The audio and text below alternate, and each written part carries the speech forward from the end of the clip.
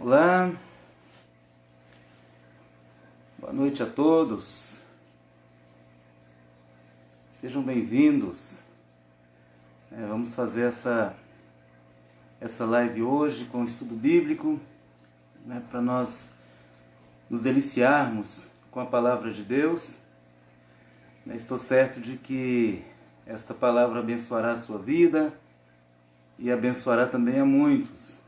Compartilhe essa palavra se você gostar, para quem você acha que precisa ouvi-la, que é uma palavra realmente de ânimo, de esperança e de conforto para o coração de muitos. Nós vivemos em dias difíceis, em dia de ansiedades, de preocupações. Muita gente tem tido perdas, perdas diversas, perdas em relação ao trabalho, perdas de diversas formas em relação às suas motivações. Então essa nossa conversa de hoje, ela será muito interessante, É uma mensagem que nós já pregamos na igreja, o ano passado, mas eu achei pertinente que nós falássemos sobre este tema novamente. Nós vamos falar sobre suicídio, que é um tema polêmico, um tema difícil de ser falado, mas que é uma realidade na vida de muita gente. Já pastorei a igreja desde 2003 e desde diante disso envolvido com a obra, envolvido com os trabalhos de departamentos, e temos ouvido muitas histórias, temos conversado com muitas pessoas. E nós sabemos que este é um problema real na vida de muita gente. Estou vendo aqui que algumas pessoas já chegaram. Alessandra é lá de Goiânia, um forte abraço, que Deus abençoe, estamos com saudade de vocês. Há muito tempo não nos vemos. Também a irmã Edna, está aqui já presente, muito bem-vinda, que Deus abençoe. Quero convidar você para fazer uma oração neste momento. Se você puder fechar os seus olhos, fique à vontade, feche seus olhos e ore comigo. Meu Deus, Pai querido, eu peço ao Senhor que fale ao coração, ó Deus, de todos quantos ouvirem esta palavra. Senhor, que Tu venhas abençoar a mente, que o Senhor venha abençoar a vida, que o Senhor venha abençoar grandemente a cada uma das pessoas, ó Deus, que forem alcançadas por este vídeo, por esta mensagem, Senhor, e tantos outros, ó Deus, que ainda terão acesso de alguma forma à Tua palavra, que o Senhor venha abençoar com grandes bênçãos, é o que eu te peço em nome de Jesus. Amém. Glória a Deus. Quero pedir a você para abrir a Bíblia no livro de Atos dos Apóstolos, capítulo 16, e dos versículos 25 até o 31. Atos, capítulo 16, versículo 25 ao 31. Gostaria que você lesse comigo aqui este texto. Diz assim a palavra do Senhor. Perto da meia-noite, Paulo e Silas oravam e cantavam hinos a Deus, e os outros presos o escutavam. E de repente veio um tão grande terremoto que os alicerces do cárcere se moveram, e logo se abriram todas as portas e foram soltas as prisões de todos. Acordando o carcereiro, e vendo abertas as portas da prisão, tirou a espada e quis matar-se, cuidando que os presos já tinham fugido. Mas Paulo clamou com grande voz, dizendo: não te faças mal nenhum, que todos nós estamos aqui. E pedindo paz, saltou dentro, e todo trêmulo se prostrou ante Paulo e Silas. E tirando-os para fora, disse: Senhores, que é necessário que eu faça para me salvar? E eles disseram: crê no Senhor Jesus Cristo, e serás salvo tu e a tua casa. Glória a Deus. Outras pessoas já chegaram, bem-vindos todos que já estão por aqui, né? Fiquem com a gente aí este período para compartilharmos aí desta palavra. Nós vimos aqui que Paulo e Silas estavam presos, e aí de repente aconteceu lá um grande terremoto, as cadeias se abriram, né? E aqueles que estavam ali presos, né, tiveram a chance de fugir, e o carcereiro, preocupado com essa situação, preocupado com o que pudesse acontecer, quis cometer um atentado contra a própria vida, quis cometer um suicídio, e Paulo, né, clamou com grande voz e disse: não te faça mal, estamos todos aqui. Foi essa palavra que Paulo disse a ele, e esta palavra também é que a igreja precisa de dizer a todos quantos, né, tiverem aí este pensamento, esta intenção, né, devido a problemas diversos que nós enfrentamos. O que temos a dizer é: conte conosco, estamos aqui, estamos todos aqui, pode contar com a gente, né? Esta é a nossa palavra. Muitos preferem os julgamentos, né? Muitos preferem discutir questões teológicas, muitos preferem discutir se são salvos ou não são salvos, para onde vão, né? Eu não quero entrar nessa discussão. O que eu quero dizer é: estamos aqui, conte com a gente, estamos aqui, fale conosco, né? Para que você tenha força, para que você veja que outras pessoas estão do seu lado, que outras pessoas estão com vocês. Então é isso que nós queremos dizer. O suicídio é um caso antigo, né? O ato de suicídio já é de longas datas, desde os primórdios da história já se tem relatos, né, de fatos como este. A própria Bíblia menciona várias passagens que falam a respeito deste tema, de pessoas que cometeram suicídio por diversas razões. Eu quero citar aqui alguns exemplos de pessoas, né, citadas pela Bíblia, que cometeram suicídio, outros até que tiveram a intenção e não fizeram, né? Estes, graças a Deus, né, foram libertos deste pensamento, e outros, enfim, não conseguiram e deram cabo à sua própria vida. Veja bem, um dos exemplos que nós temos no Antigo Testamento está registrado lá em Juízes, capítulo 9, do versículo 52 ao versículo 54, né, que fala a respeito de Abimeleque. Né, o texto diz o seguinte: e Abimeleque veio até a torre e a combateu, e chegou-se até a porta da torre para a incendiar. Porém, uma mulher lançou um pedaço de uma pedra, né, sobre a cabeça de Abimeleque e quebrou-lhe o crânio. Então chamou logo o moço que levava suas armas, seu pajem de armas, e disse-lhe: desembainha tua espada e mata-me, para que se não diga de mim, uma mulher o matou. E o moço atravessou a espada nele, e ele então veio a morrer, né, diante disso. Veja só a situação deste homem, de Abimeleque. Ele estava numa peleja e de repente ele recebe uma pedrada na cabeça. Uma mulher lhe joga uma pedra na cabeça e o seu crânio então é quebrado.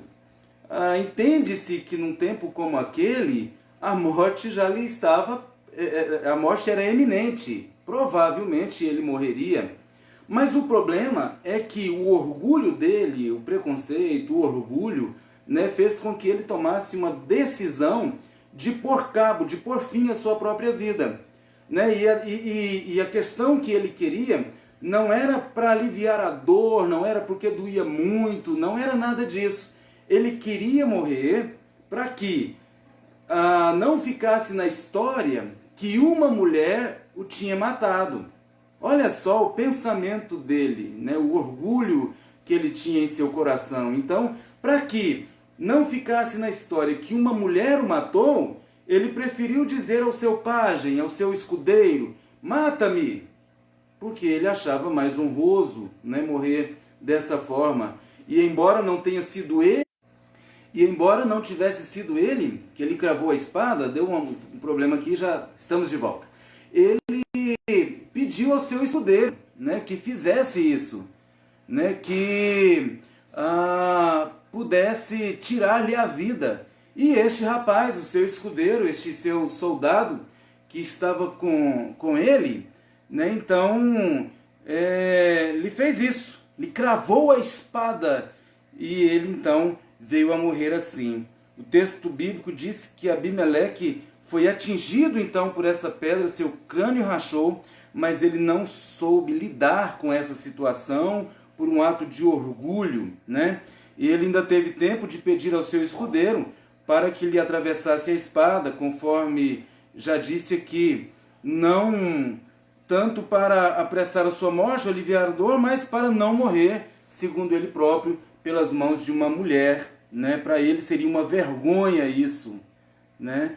E ele então prefere tirar a vida para que não ficasse na história assim. Assim, pode-se dizer que embora Abimeleque não tenha feito com as suas próprias mãos, mas foi sim também, claro, um ato de suicídio, né? Não deixa de ser. Um outro caso aqui que eu quero citar no Antigo Testamento, outras pessoas já estão chegando aqui, bem-vindos, que Deus abençoe a vida de cada um de vocês. Uma outra pessoa no Velho Testamento que comete suicídio é Saul, né? Este fato está registrado lá em 1 Samuel, primeiro livro de Samuel, capítulo 31, versículos 3 e 4. E a peleja se agravou contra Saul, e os flecheiros o alcançaram, e muito temeu por causa dos flecheiros. Isso Saul, né? Os inimigos alcançaram ele, né? Armados, e ele então fica com medo.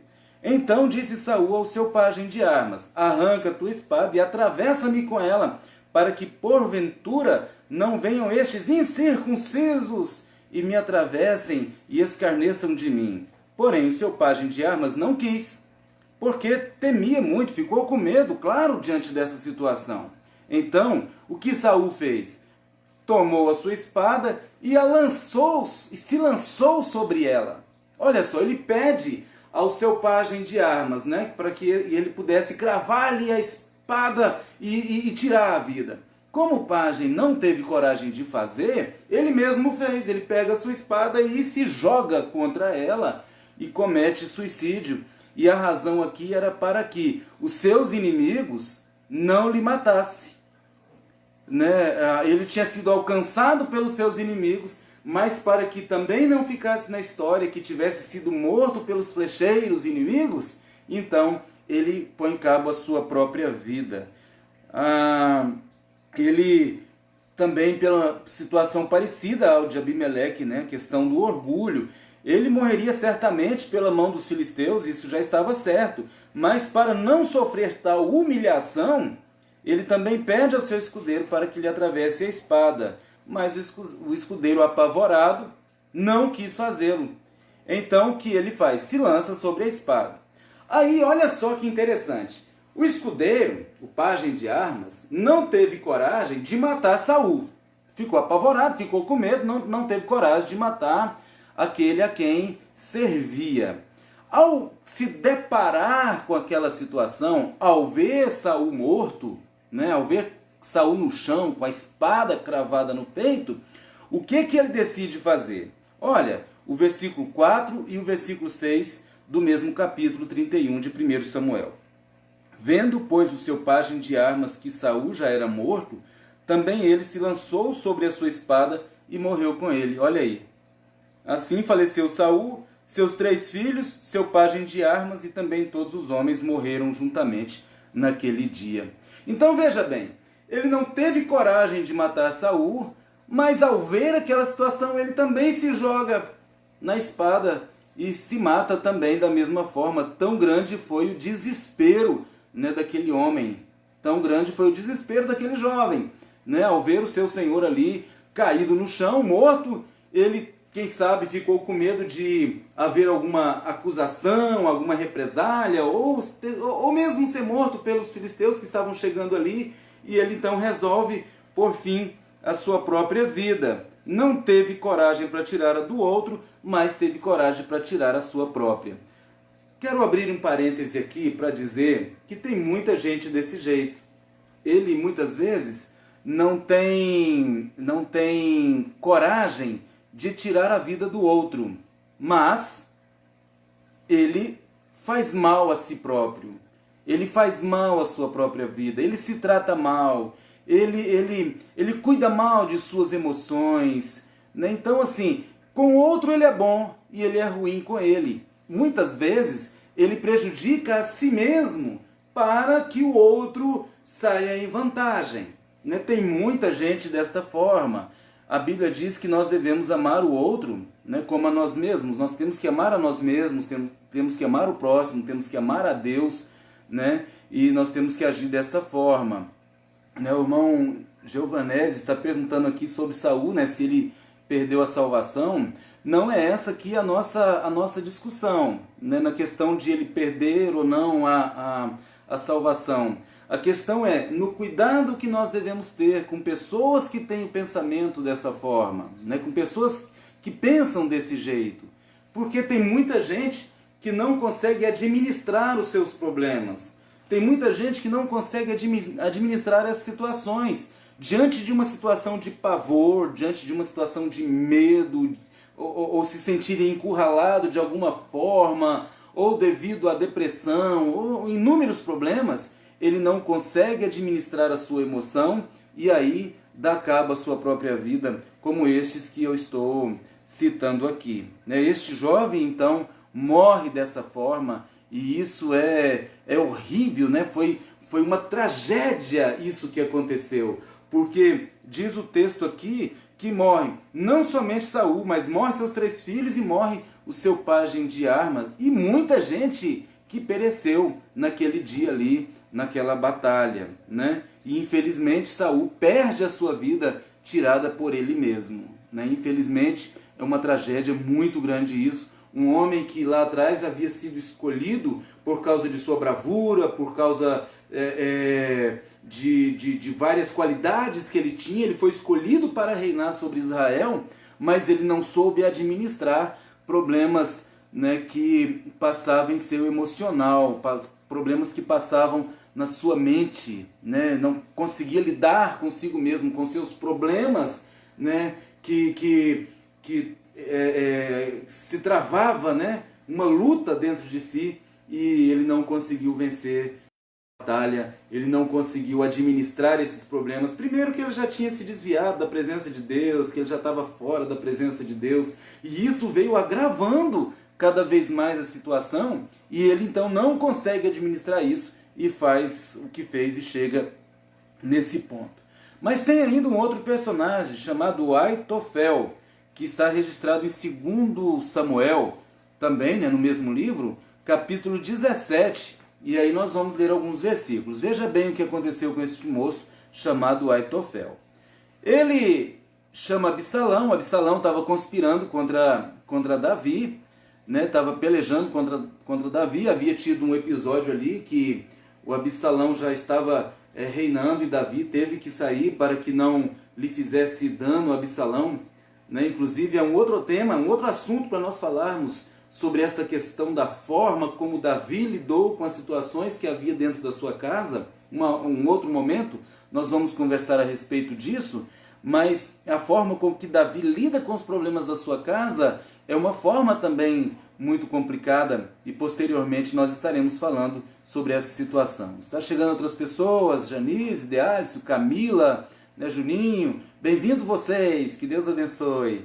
Olha só, no versículo 4, né, ou aliás, do 1 ao 4 do capítulo 17 de 2 Samuel, diz o seguinte: disse mais Aitofel a Absalão: deixa-me escolher 12.000 homens e me levantarei e perseguirei a Davi esta noite. E Davi era o pai do Absalão, né? E irei sobre ele, pois está cansado e frouxo de mãos, e o espantarei, e fugirá todo o povo que está com ele, e então ferirei somente o rei. Olha a ideia. Ele queria ir perseguir Davi e matar Davi, né? O povo ia sumir e o foco dele era matar o pai de Absalão, matara Davi, o rei Davi.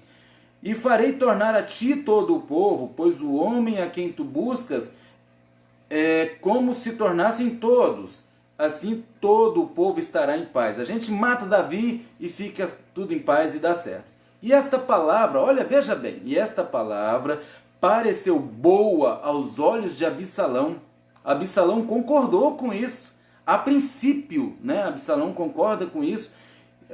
De todo jeito Absalão queria matar, né? De todo jeito Absalão queria o reino, ele queria reinar, ele queria destronar o seu pai Davi, ele queria ficar no lugar do pai, então ele estava topando qualquer negócio, e os seus conselheiros aqui aparecem para lhe falar a respeito disso. Pastora Cássia, bem-vinda, que Deus abençoe. Então, o Absalão, ele já estava arquitetando mal contra o seu pai, né? E aí o que acontece? No versículo 7, o Absalão diz o seguinte: bom, o conselho de Aitofel foi legal, foi bacana, mas eu vou ouvir outras pessoas. E ele chama então a Husai, e Husai diz assim para Absalão. Absalão conta toda a história, tudo que o Aitofel falou, e o Husai diz o seguinte: o conselho de Aitofel, o conselho dele desta vez não foi bom. E aí ele vem com outro conselho. Quando ele dá o outro conselho, né, então disse Absalão, no versículo 14, então disse Absalão a todos os homens de Israel: melhor é o conselho de Husai, o arquita, do que o conselho de Aitofel. Aí já anulou o conselho de Aitofel e já ficou com o conselho de Husai. O Aitofel, quando fica sabendo que Absalão rejeita o conselho dele para ficar com o conselho do outro, no versículo 23, olha o que ele faz. Vendo, pois, Aitofel que não tinha seguido o seu conselho, que Absalão não tinha seguido o seu conselho, albardou um jumento, levantou-se e foi para a sua casa e para a sua cidade, e deu ordem à sua casa, e se enforcou e morreu, e foi sepultado na sepultura de seu pai. Está vendo que os conflitos que levam a pessoa a ter uma atitude dessa forma estão todos aqui. Ele não soube lidar também com o não. Ele não soube lidar com o fato de que o conselho do outro foi mais válido do que o dele. Há pessoas ainda que não conseguem também administrar isso. Ele dá uma ideia, ele dá um conselho, ele tem um direcionamento e ele acha que aquilo é o que se tem que fazer. Qualquer situação fora daquilo que ele planejou, que ele arquitetou, ele não consegue administrar isso, né? Há situações, por exemplo, e aí eu quero trazer na prática, né? Digamos, a pessoa vai prestar um concurso, ele vai, faz a prova, estuda e se prepara, só que chega lá e é reprovado. Ele volta para casa triste, abatido, e algumas pessoas não consegue administrar isso, comete suicídio. Ele vai para uma entrevista de emprego e lá na entrevista ele também recebe um não, é reprovado, e aí volta para casa da mesma forma, com o pensamento de pôr fim à sua vida, de que não tem mais jeito para ele, de que ninguém o ouve, de que ele, enfim, aí vários pensamentos. Talvez você saiba do que eu estou falando ou conhece alguém, né, que pensa dessa forma ou age dessa forma.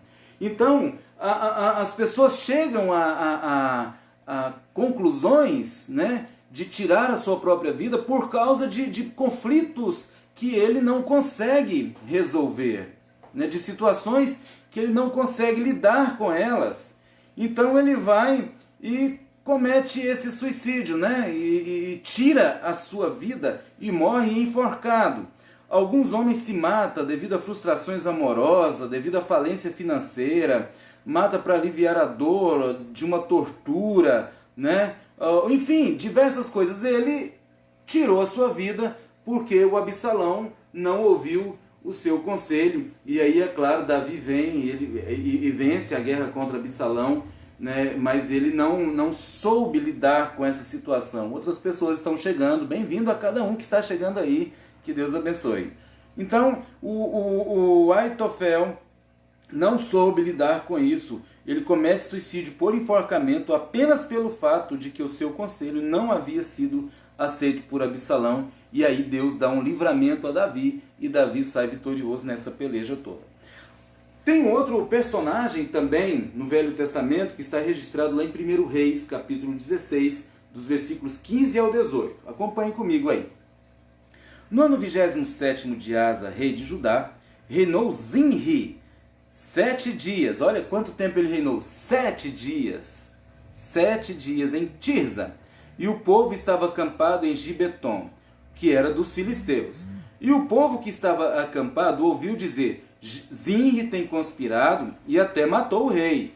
Todo Israel, pois, no mesmo dia no arraial, constituiu rei sobre Israel a Onri, capitão do exército. E subiu Onri e todo Israel contra ele, de Gibeton, e cercaram a Tisa. E sucedeu que Zinri, vendo que a cidade era tomada, foi ao paço da casa do rei e queimou-a sobre si e morreu. Ele pôs fogo na casa e morreu lá dentro. Ele tinha 7 dias que estava reinando. E aí, diante de um fato que poderia perder o seu mandato, poderia sofrer um impeachment, né? Poderia perder aí o seu mandato, ele não sabe lidar com essa situação e também tira a sua própria vida. Ele não demorou muitos dias, foram 7 dias. Sabendo que não contava com o apoio do povo para o seu governo e do risco que as tropas do então rei de Israel, Onri, buscava para matá-lo, Zinri preferiu antecipar a sua morte, incendiando o palácio onde estava, no qual morreu queimado. Todos eles viveram, todos estes que nós estamos citando aqui, viveram em pecaminosidade, idolatria, desobediência, violência, conspirações políticas, orgulho e prostituição, e nenhum deles demonstrou fé no final de suas vidas. A Bíblia também no Antigo Testamento fala de um outro homem que todos conhecem, que é Sansão. Sansão foi um caso à parte, porque Sansão, diferente desses outros, ele tira a sua vida por uma causa nobre, digamos assim, né? Porque ele havia perdido o Espírito de Deus, Deus estava sendo zombado pelos filisteus, e ele então agora, como última batalha que ele lutaria, ele ora, pede ao Senhor, o Senhor retoma sobre ele o Espírito, e ele então abraça as colunas, ou empurra as colunas, e o templo cai sobre si, e a Bíblia diz que ele matou mais na sua morte do que na sua vida. E Sansão é lembrado lá no livro dos Hebreus, não como alguém, como um suicida, como alguém que pecou, como alguém que desobedeceu, mas ele é lembrado lá no livro de Hebreus como um herói. Ele foi considerado como um herói, porque ele teve fé.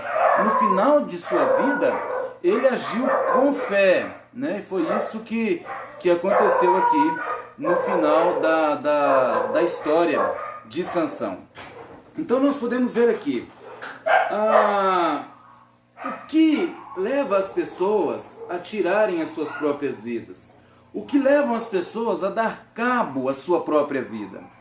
Você viu aqui no Velho Testamento que muitos foram os motivos que levaram essas pessoas a fazerem isso. No Novo Testamento nós também temos um exemplo, que foi o caso de Judas. Judas, ele comete suicídio por uma questão de remorso, por um ato que ele havia cometido, e que isso lhe causou profunda dor, não de arrependimento, mas de remorso, e ele vai e tira então a sua vida, dá cabo à sua vida numa situação ali horrível. Está chegando aqui o Lucas, a Raquel, bem-vindo vocês aqui, só que não na live, estão chegando aqui em casa mesmo, bem-vindos, que Deus abençoe vocês, e vocês que chegaram aí agora também, que está do outro lado, muito bem-vindos, que Deus abençoe. Então, queridos, nós estamos falando então sobre este tema, e eu gostaria que você desse ouvido a esta palavra, e ficasse atento a tudo que tem acontecido, ou mesmo com você, ou com alguém que você conheça, com alguém que está próximo de você, com um familiar querido, com um amigo querido, com alguém que você vê aí que está numa situação de perigo, para que você possa levar a ele uma palavra de ânimo, para que você possa levar a ele uma palavra de conforto, de paz, para que ele então encontre forças na sua caminhada, que ele então encontre forças na sua na sua vida. O que pode levar então uma pessoa ao suicídio? Você já parou para pensar sobre isso? Porque o que a gente faz, no geral, são julgamentos. As pessoas geralmente julgam. Quando descobre que alguém cometeu um suicídio, já começa a proferir julgamentos, chama de covarde. E você já deve ter ouvido várias situações aí nesse sentido, né? Mas eu não gostaria que você olhasse com esses olhos, eu não gostaria que você olhasse dessa forma. Eu gostaria que você olhasse para si mesmo e ver como você pode ajudar alguém que está nessa situação. Inúmeros motivos têm sido dados, né, para justificar o ato de se matar, mas é claro que nenhum deles parece-se razoável. De tudo de polêmico que envolve a questão, a única coisa certa é que o suicídio é uma falência pessoal e social. Isto é certo. Pessoal por quê? Porque o indivíduo que comete suicídio, na maioria dos casos, desistiu de viver, demonstrando-se inapto a enfrentar as situações cotidianas. E mais do que desistir de viver, ele quer pôr fim à sua dor. Porque uma pessoa que comete suicídio não é de uma hora para outra, não é do dia para a noite. É um processo que vem acontecendo. E quando chega a esta situação, ele na realidade quer pôr fim à sua dor, porque provavelmente ele já tenha morrido há bastante tempo. É também uma falência social, porque o seu ato provoca repugnância na sociedade, de modo geral, como eu disse, está cheio de juízes, em especial das pessoas que o cercam, deixando marcas indeléveis em face da sensação de impotência, bem como expõe as chagas da derrota da família, dos amigos, né? Você olha para uma situação dessa e pensa, o que eu poderia ter feito, o que eu poderia fazer? O grupo de convívio dessa pessoa fica com ressentimentos, fica numa situação horrível, né? Sentem-se incapazes diante de uma situação como essa. E o suicídio, é claro, que afeta a todos, a família, aqueles que estão em volta, aqueles, né, que estão no convívio ali. É uma dor, então, horrível, né? E existe, como eu disse aqui no Velho Testamento, diversas formas, né, das pessoas justificarem a questão do suicídio, né? Tem o suicídio egoísta, que decorre do enfraquecimento do controle social com favorecimento do individualismo mórbido que tende ao suicídio, como o caso de Saul, né? Esse foi um deles.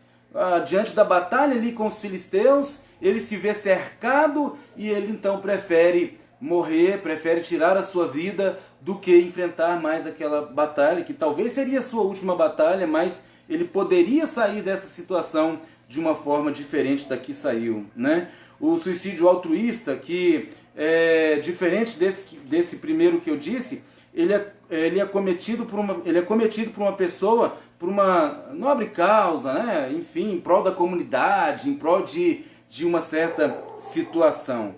E o suicídio anômico, que este decorre de conflitos sociais internos, com imigração, desorganização social, dificuldades econômicas, que frustrariam as aspirações do indivíduo, eliminando toda a base moral e regramentos da vida, né? Por isso se diz anômico, anômos, sem lei, né? Levando então ao suicídio, que é o caso de Judas Iscariotes, né? Diante de toda aquela situação, ele em si mesmo não achou outra saída, ele olha para dentro de si e não acha outra saída. Estudos psiquiátricos têm mostrado que o suicídio está intimamente ligado aos casos de depressão, podendo ser uma atitude decorrente do agravamento dessa depressão em um estágio avançado ou final. Como eu disse aqui anteriormente, ela é um processo, né? E a depressão, ela é uma horrível que tem tirado a vida de muita gente, porque tem essas questões exteriores, mas já tem a questão de enfermidade, que a enfermidade leva o indivíduo a ter tais pensamentos, a sentirem desta forma, a sentirem inúteis, uma série de sentimentos que vai desencadeando, que leva a pessoa a cometer o tal ato. né? Ele começa com uma ideia suicida. Você conhece alguém assim? Que fala em morrer, em tirar a vida. Ah, eu não sirvo mais para nada, eu não quero mais viver, eu não sirvo mais para este mundo, né? Começa a ter ideias de pensamento. Seria melhor que eu não estivesse aqui, seria melhor que eu não estivesse vivo. Talvez as pessoas se sentiriam melhor se eu não estivesse por aqui, né? Isso é um ponto indicativo para o desfecho disso, né? Então temos que estar atento a essas pessoas. Apresentam-se primeiro de forma esparsa, depois vai adquirindo proporções significativas, de modo que não conseguem ser afastadas da mente do indivíduo. Qualquer situação, ele quer morrer, quer se matar, ele acha que ele é inútil, e são pensamentos que vão surgindo aqui, que vai colocando a pessoa para baixo. Ele de repente não vê nada mais de bom nessa vida. Ele de repente se acha o pior dos seres humanos. Ele começa a achar que o que ele faz não está bom para ninguém. Ele começa a achar que as coisas não dão mais certo para ele. E começa a ter pensamentos desta forma.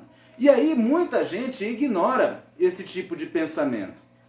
Eu já vi muita gente dizer o seguinte: a pessoa que quer cometer o suicídio, ele não fala que vai suicidar. E isso está comprovadamente dito que está errado. Há provas de pesquisas e fatos de que isso está errado. A pessoa que comete suicídio, geralmente ele já falou em cometer suicídio. Geralmente ele já comentou sobre o assunto. Geralmente ele já começou há um tempo atrás a dizer que a vida dele não era importante. Né? Chegou outras pessoas aqui assistindo a live. Muito bem-vindos. Fiquem à vontade. Voltando aqui à nossa conversa. Ele começa a pensar então que não é importante, que não vale nada. A pessoa começa a pensar: eu não valho nada. E por fim, a vida dele começa a não ter mais significado. A vida dele começa a não ter mais importância. Né? Então tem ideias de suicídio e tem também desejo de suicídio, que acompanha a ideia. O desejo acompanha a ideia. À medida que você vai falando isso, à medida que vai pensando isso, vai brotando no coração o desejo, né? Ou a vontade de praticá-lo, sem contudo um planejamento específico ou uma ação.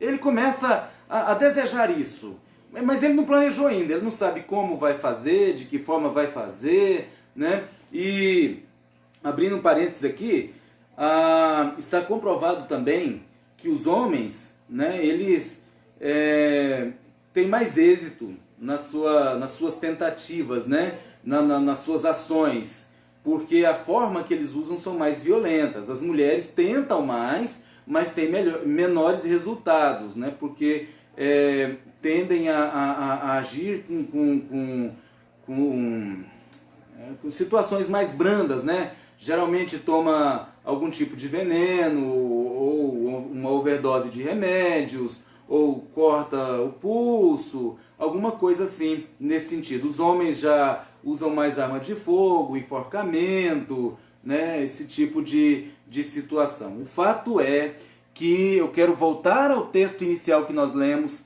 que nós precisamos de dizer a essas pessoas o seguinte: estamos aqui, conte conosco, não te façam mal. Não te faça mal, a gente está aqui, a sua vida é valiosa, a sua vida é importante, a sua vida é útil, você tem um valor extraordinário. Começa a abrir os olhos e enxergar isso. Começa a abrir os olhos e enxergar isso. Você tem um valor extraordinário, você é muito importante, você é muito importante. Então, quando vier um tipo de pensamento desse, fala com alguém, fala com uma pessoa que possa te estender a mão, fala com alguém que possa te ajudar. Não vai falar com alguém que está mais para baixo do que você, mas fala com alguém que pode te ajudar. Porque às vezes você vai falar com uma pessoa, né? Me ajuda que eu estou morrendo, ele fala: então bora morrer junto. Não é isso. Mas vê alguém que tenha um equilíbrio para te ajudar, alguém que tenha a mente de Cristo, alguém que tenha a visão de Cristo, alguém que pode lhe apresentar algo extraordinário, que é uma vida de paz. Jesus disse: deixo-vos a paz, a minha paz vos dou, e não vou lá dou como o mundo a dá. mesmo diante das adversidades, das problemáticas, quarentena, tantas situações que surgem, né? Eu li recentemente sobre um médico que comete suicídio porque ele adquiriu o vírus do coronavírus, ou seja, ele está lá para salvar vidas, e eu não quero condená-lo, não quero ser juiz dele, eu estou citando o fato de que é muito complicado essa história. As pessoas não sabem administrar os seus conflitos e nós precisamos estar juntos para ajudar. A igreja tem que estar junto, a igreja tem que abraçar. E a igreja, é isso que nós estamos sendo aqui, que estamos fazendo. Nossos templos estão fechados, mas nós como igrejas estamos de mãos dadas, e mãos dadas, as mãos dadas pelo coração, pelo vínculo, pelas orações, o vínculo do amor, e é isso que nós temos que ter. Então, cuidemos dessa situação e estejamos atentos a estas questões. Veja bem, tem agora também a intenção, né? Tem a ideia, o desejo e a intenção. A ameaça de pôr fim à vida é claramente expressa sem a realização de uma ação concreta, porém, em geral, antecede o plano de suicídio. Ele já começa a querer achar uma forma de fazer. E por fim, ele prepara um plano. O indivíduo decide pôr fim à vida, passando a tramar a própria morte, planejando em detalhes o lugar, a hora, o método, né? Ele começa a pensar, bom, que hora que eu vou estar sozinho? Que hora que não vai ter ninguém? Que hora que eu vou conseguir fazer isso? Ou o lugar? Ele começa a pensar na ponte, ele começa a pensar na corda, ele começa a pensar na faca, ele começa a pensar na arma de fogo, ele começa a pensar no veneno, e aí ele começa a arquitetar, e aí ele pensa, não, eu não tenho coragem de usar a faca, mas eu posso tomar um remédio, um veneno, e isso eu vou ter resultado, eu vou dar um tiro e a morte será rápida, e aí começa a arquitetar pensamentos. E aí eu quero dizer para você o seguinte, além destas questões todas que eu estou dizendo aqui para você, há uma questão espiritual. O diabo, ele veio para roubar, matar e destruir, e é isso que ele quer fazer. Há uma intenção espiritual, né, do diabo, uma opressão maligna, que a ideia é pôr fim à vida, que é a imagem e semelhança de Deus, que custou o preço do sangue de Jesus lá na cruz do Calvário. Aí vem, né, o inimigo de nossas almas e diz o seguinte, põe fim à sua própria vida, pula desse edifício, pula dessa ponte, toma tal remédio, faça tal coisa. Você pode observar que a maioria das pessoas que já tentaram suicídio, ele ouviu uma voz dizendo no seu ouvido, se mata, resolva o problema, a solução é a morte. A solução é você não existir mais. O que é isso? É o mundo espiritual maligno que coloca essas intenções no coração do indivíduo, associada ao problema de depressão, associada a situações emocionais, e aí leva a pessoa a cometer tal ato, pondo fim então à sua própria vida.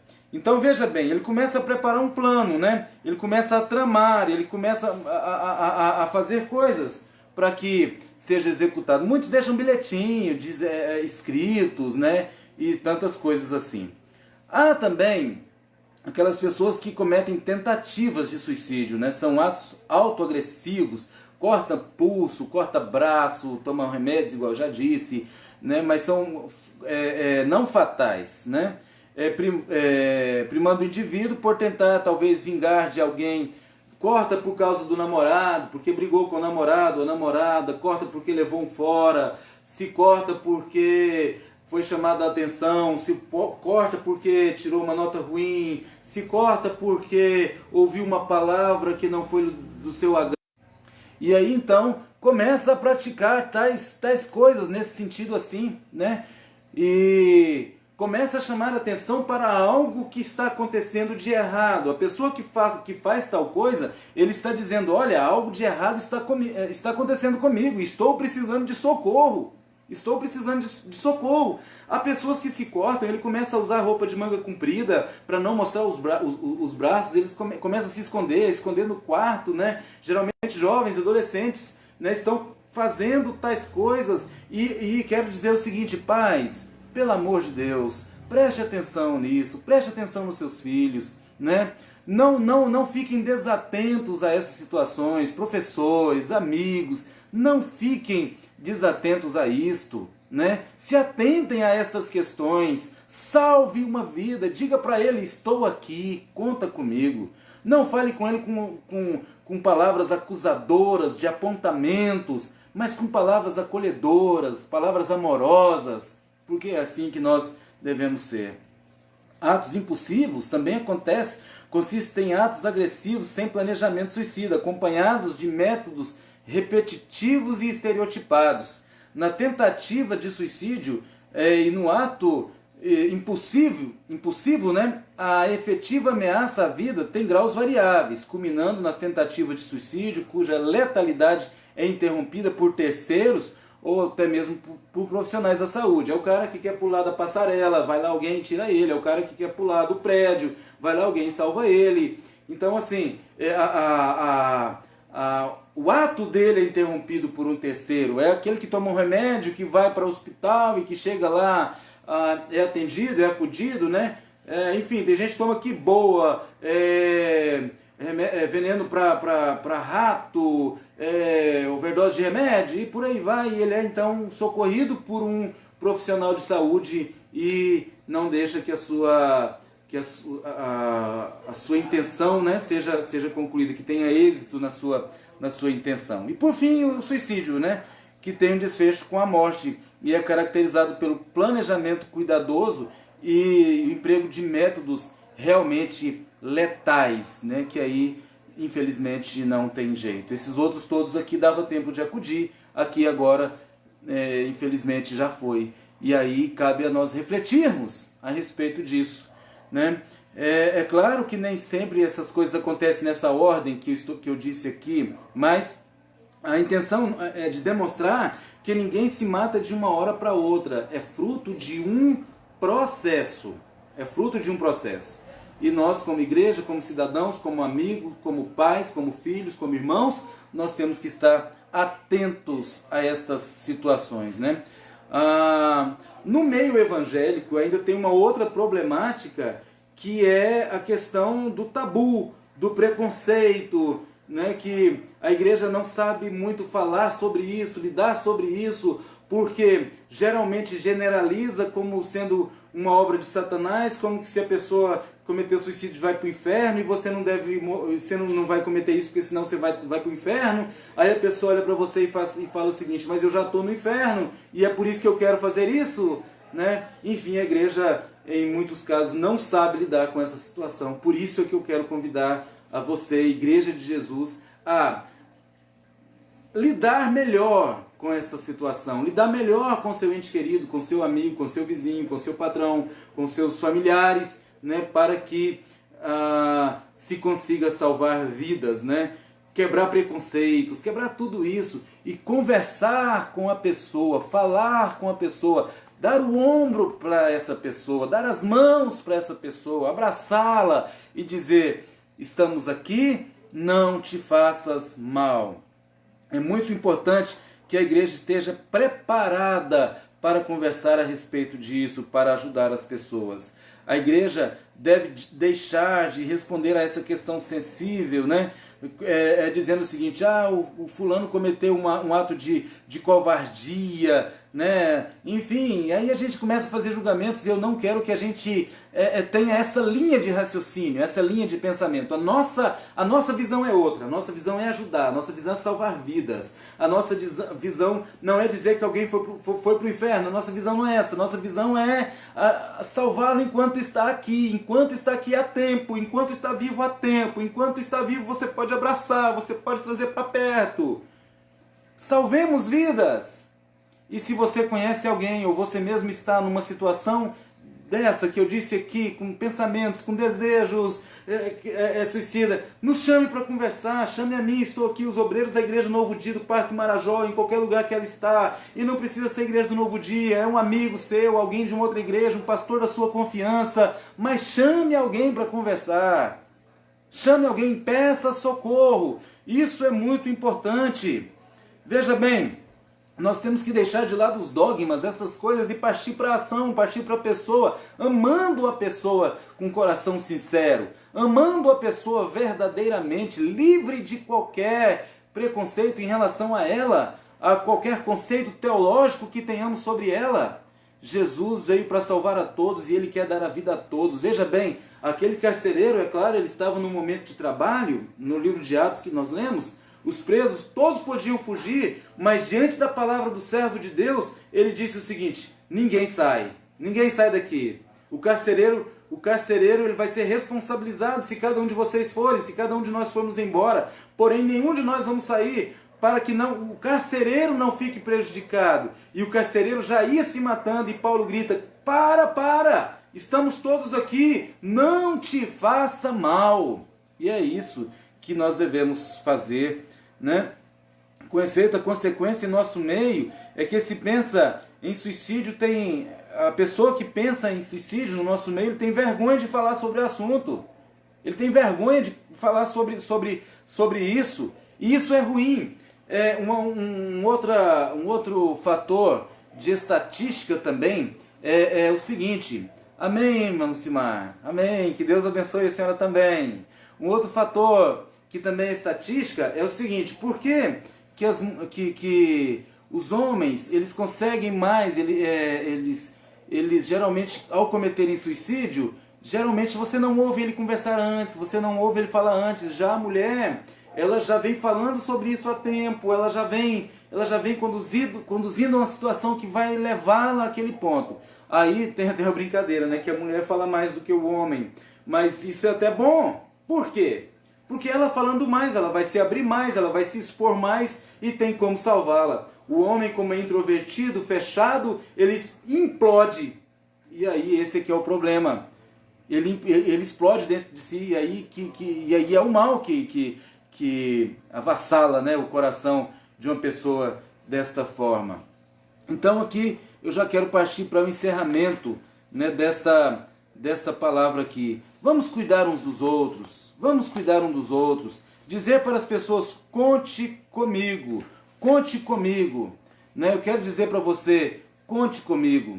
Nós estamos aqui para ajudar uns aos outros. Né? Nós estamos aqui para seguir juntos. O papel da igreja, o meu papel, o papel dos meus queridos irmãos é dizer: não te faças mal, porque todos nós estamos aqui. Não te faças mal. E por consequência disso, o carcereiro pergunta: o que é necessário para me salvar? O que eu tenho que fazer para ser salvo? E Paulo responde o seguinte: crê no Senhor Jesus e serás salvo tu e a tua casa. Esta então é a pregação do Evangelho. Creia em Jesus que Ele pode salvar você. Creia em Jesus que Ele pode salvar a sua casa. Ele pode salvar a tua alma das consequências do pecado, como também pode livrar a tua alma da morte, como pode livrar a tua alma desta problemática que está na sua cabeça e você não consegue resolver, você não consegue administrar. O Senhor Jesus pode te ajudar e nós estamos aqui para estender a mão a você. Conte conosco. Conte conosco. Nós, como igreja, estamos juntos e estamos para abençoar você. Se você quiser orar comigo, feche os seus olhos neste momento. Pai querido, abençoe, ó Pai, a cada um destes queridos e queridas que estão me ouvindo neste momento e que ouvirão posteriormente. Que a sua graça seja sobre eles. Tira, Senhor, do coração deles todo desejo, Senhor, de suicídio, todo mal, tudo que não provém de Ti. Livra a alma deles da morte, Senhor. Abençoe os Teus filhos também, para que estenda as suas mãos, em nome de Jesus, abençoando outras pessoas. Ó Pai querido, em nome de Jesus, é isso que eu te peço neste momento. Amém e amém. Glórias a Deus. Quero terminar essa live agradecendo a todos vocês que participaram, agradecendo a todos vocês que vieram aqui no nosso culto hoje. Que Deus abençoe com toda sorte de bênçãos. Que a graça do Senhor Jesus, o amor de Deus nosso Pai e a comunhão do Espírito Santo seja com todos, não só agora, mas para sempre. Se você onde estiver concorda com essa palavra, diga amém. Está terminado este culto, esta nossa conversa, em nome de Jesus, e que Deus vos abençoe. Mais uma vez, obrigado por participar conosco. Que Deus abençoe a vida de cada um.